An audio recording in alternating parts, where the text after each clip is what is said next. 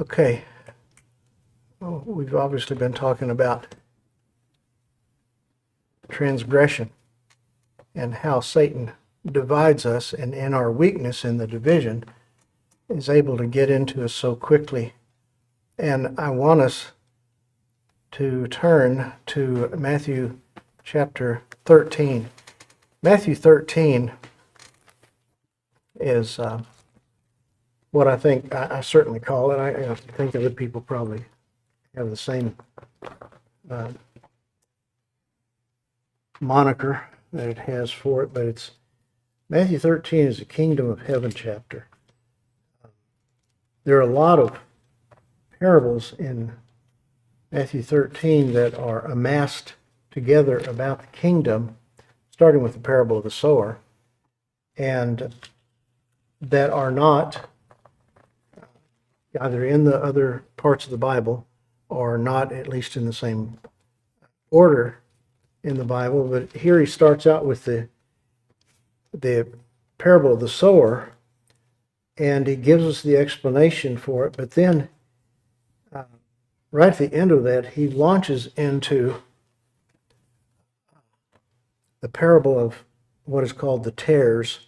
A tare is a plant that looks a lot like wheat, and people could get it mixed up.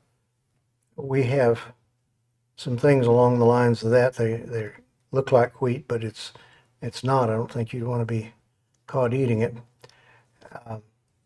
And in this case, it looks just like a wheat plant until it grows up and comes to fruition.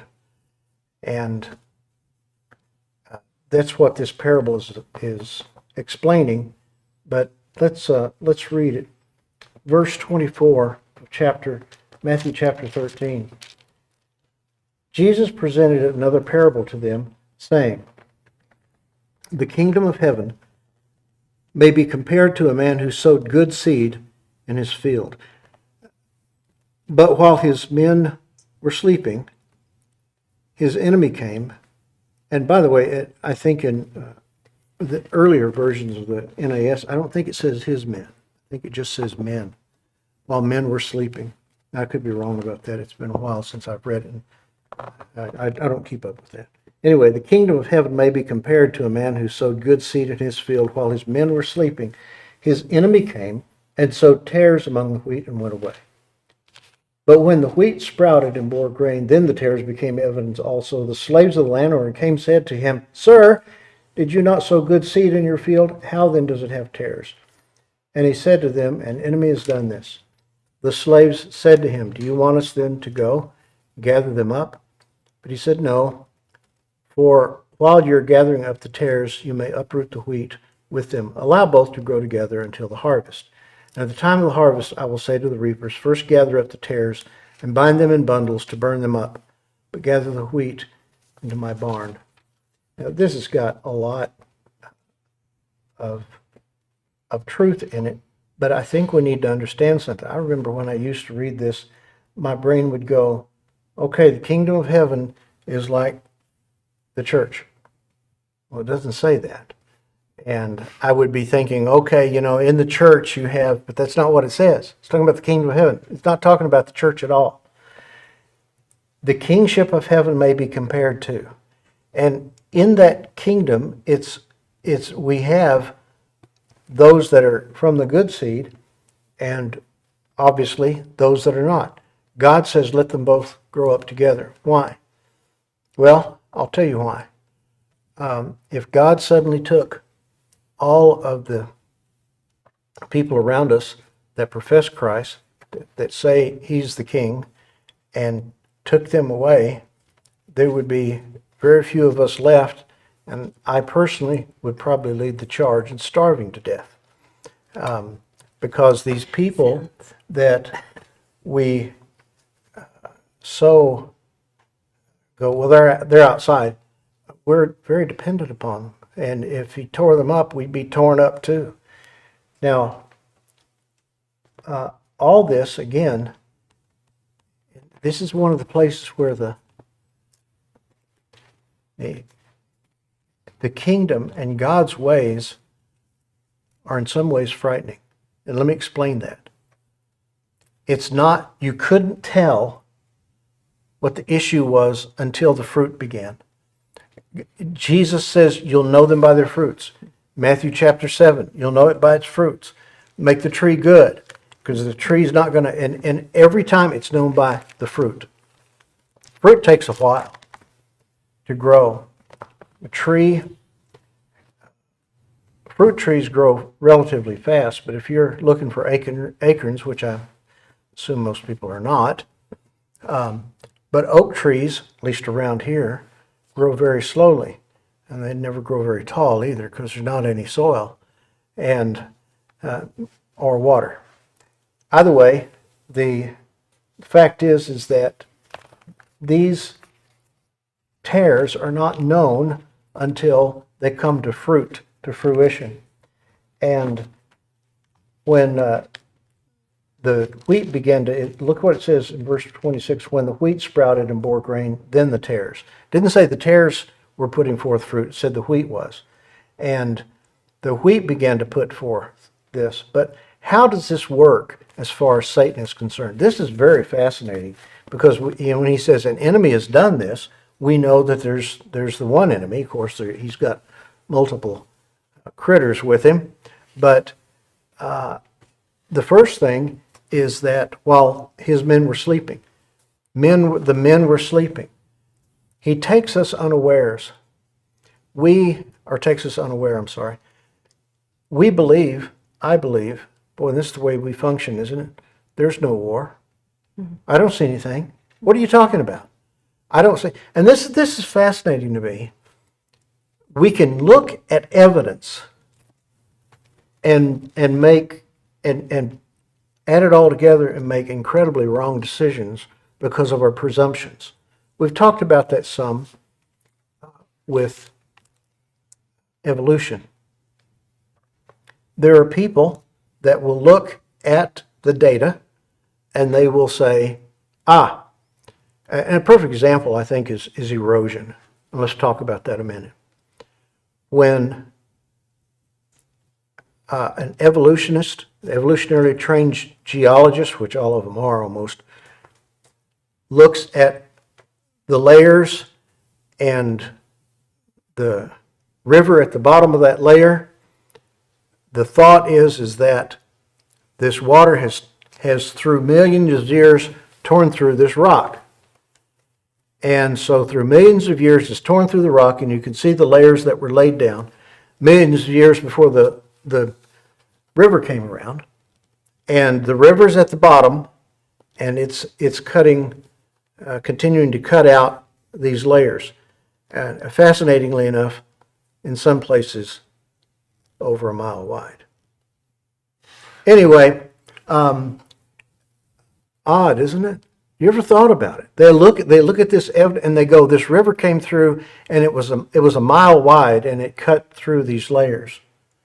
And yet when you look down below with the incredible power, if it had that, anyway, it would be very flat to do that.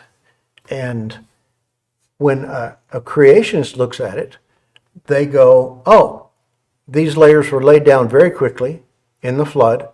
And then as the waters receded, there's large masses of this water going out. And because it's flowing into the oceans, it becomes less and less and less and less and less and less at the bottom. And now you've got a river. Now, I admit my prejudice. But the thing is we both look at the same data and we go, we come up with something that's different. I look at the evidence around me and I go, there is evidence of a God, there's evidence of an enemy. But I still will look at the evidence around me and go, but there's no war going on. It's no big deal. I don't need to pray for so-and-so. I don't need to be, yes, I do.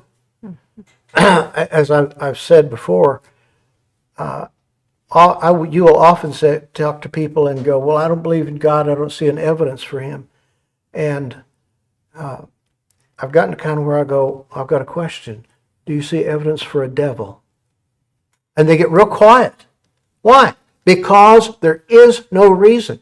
There's not a reason for the evil that we see around us and the evil that we do. Oh, yes, it's survival of the fittest.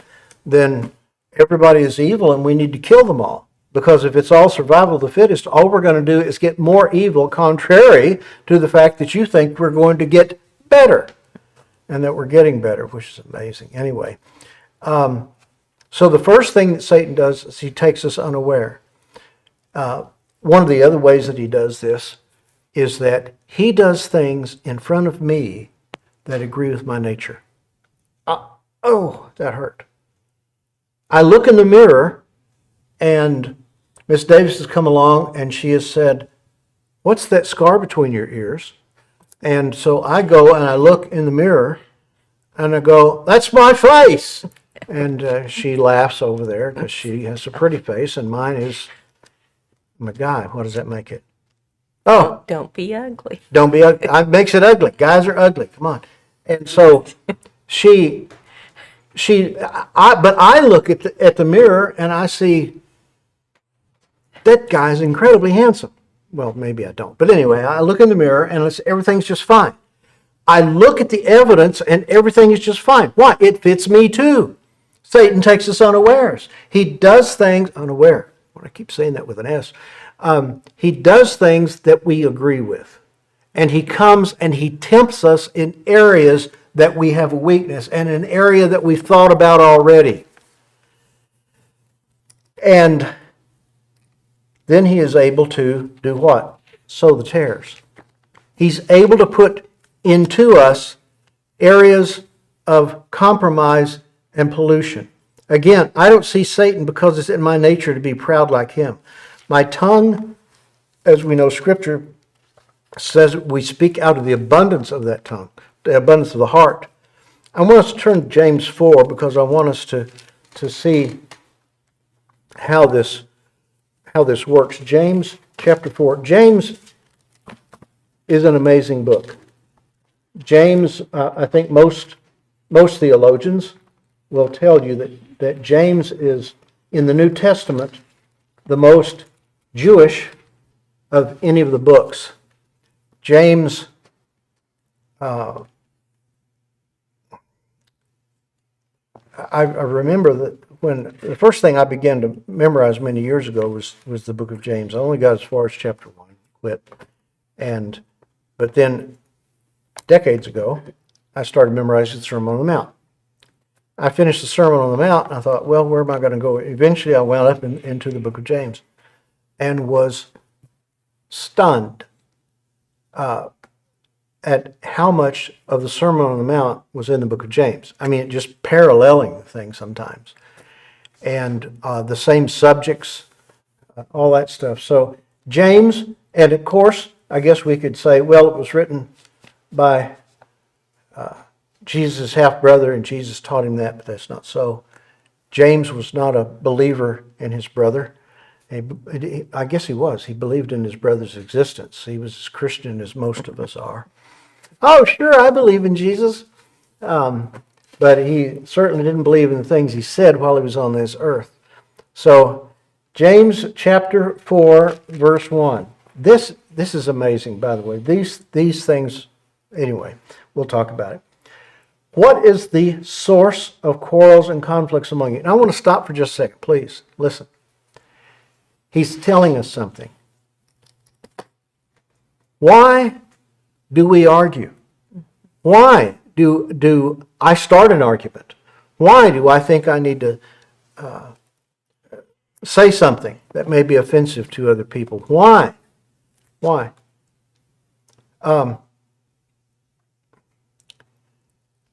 It is because of what my heart holds.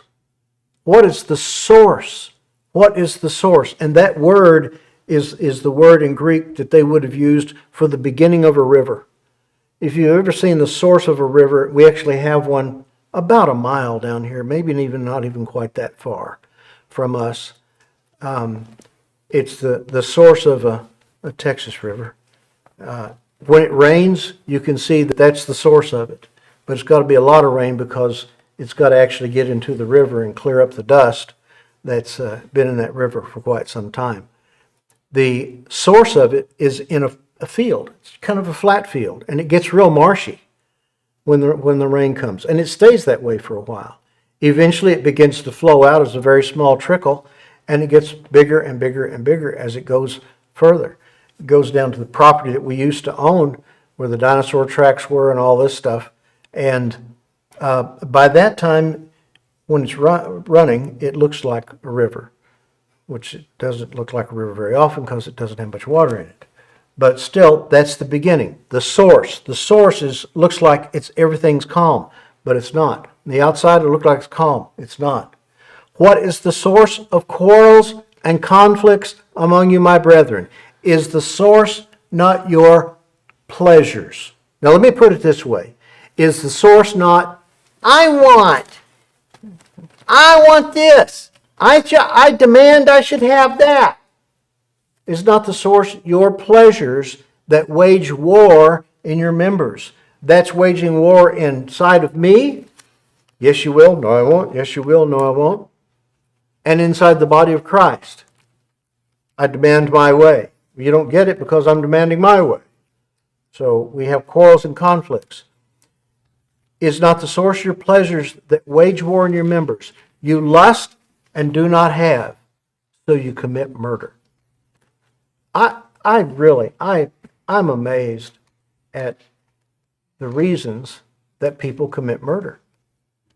And one of them is, and we think of lust as sexual, and it's not always sexual, but I guess every time, the word lust, in one way or another, the epithumio, and we'll explain that in a second here, the Greek word epithumio is lust, but lust is not just for sex. Epi, again, to tell you, like the epidermis, the outer layer of the skin. Epi, up, above, dermis. Okay? In the case of this Greek word epithumio, it doesn't mean what I'm about to say it means. The way I often think of it is epithermos. That's the way you can think of it, but it's not epithermos. It's if I think of it epithermos, well, it's boiling over and it's greater than the normal height, but it's epithumio. Epi is above. Thumio is what would normally be agreed to, brought in, and thought of. Okay? It's not thermos, but it's my normal thoughts, the normal thoughts that I might have in a particular direction. I like ice cream. Okay? I like ice cream. So, therefore, but the epithumio of that ice cream is I think about ice cream all the time. Oh dear. Anyway, I think about ice cream all the time, and when it is in front of me, when it's not in front of me, I take my life and I do it to manipulate ways to sneak off to the store and buy large quantities of ice cream. Yes. Large quantities of ice cream. And then I make it last for months and months and months. No. Anyway, so what is that? It's called addiction.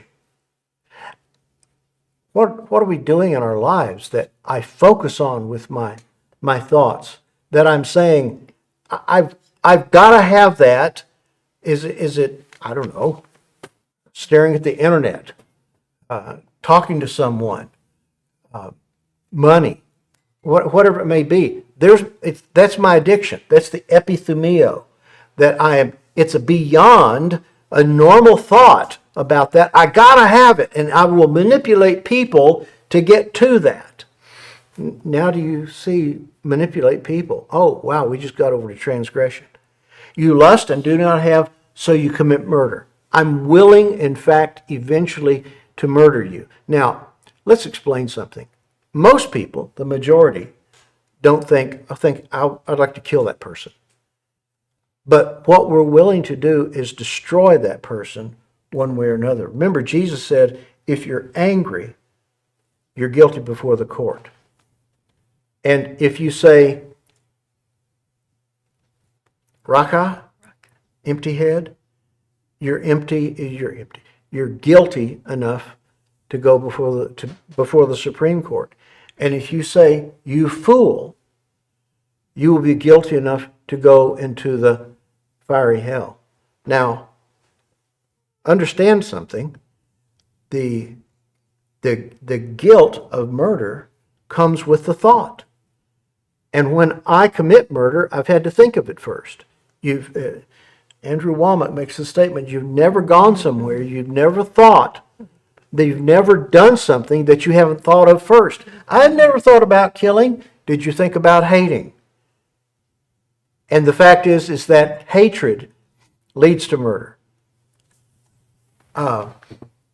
Slavery in the United States, for people that claimed to be Christians, for them to swallow the fact that I'm taking another human and enslaving that person and often treating them very badly. The reason that I enslave that person is because I think of them as less than human. Now, that wasn't with everybody. I mean, you can see different slave owners. Of course, I'm going to come quickly to Stonewall Jackson. Deacon Jackson simply went, oh, slavery is part of life. And those slaves that he owned, every one of them had ulterior motives. Two came to him and asked him to buy them so they could get a job, work on the outside, and buy their way out of slavery. Another was an orphan, just like he had been out on the streets, had been abandoned. Another was an old woman who had been abandoned out on the streets, and no one was taking care of her. And these people, his heart went out to them, and he bought them and brought them in and then treated them as his family. And there are some that slavery was a little different. There are those, it was atrocious. Why? They're not human. And it's the same way with the Nazis and the Jews. These people are not human. They are lower genetically. And it's the same way with us and abortion. We're told that baby doesn't feel pain. That baby is not human. Amazing. You lust and do not have, so you commit murder. You are envious and cannot obtain, so you fight and quarrel. Now, I don't want to go through that whole thing, but again, going back to the parable, it says that the enemy left and nobody knew he was there.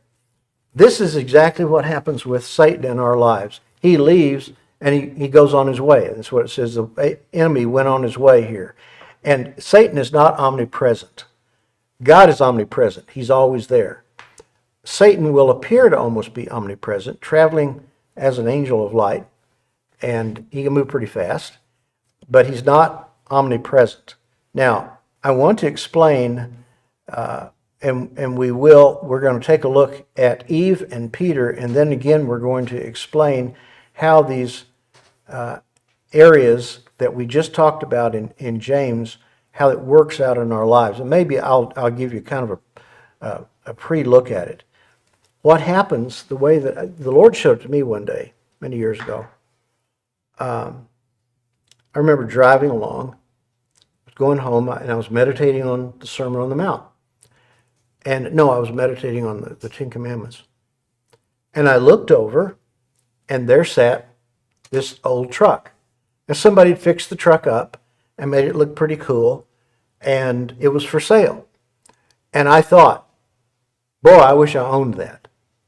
And then I thought, why? That is dumb. I could care less about that truck. Unless there's some function for the truck, and I've got no use for it. Old Gray, we used to use it all the time. I've carried 4 times the amount that's supposed to have been carried in Old Gray, and I didn't know it. I just wanted to blow those tires. Anyway, but Gray handled it. I was driving like this with the front tires up in the air, but I got there.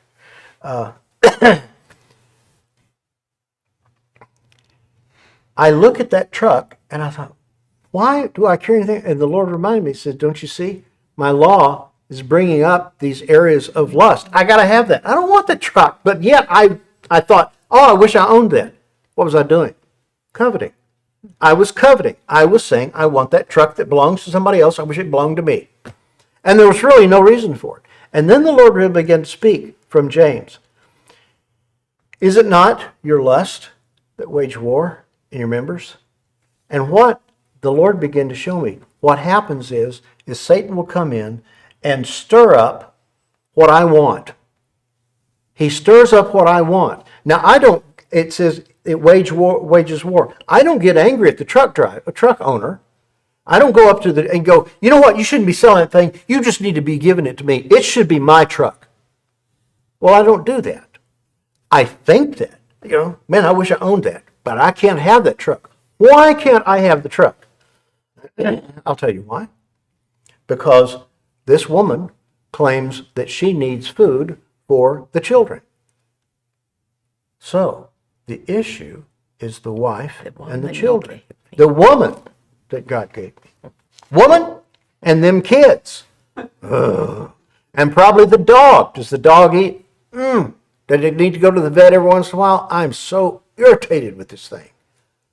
So what happens is I get angry at the person actually that owns the truck, but I do what?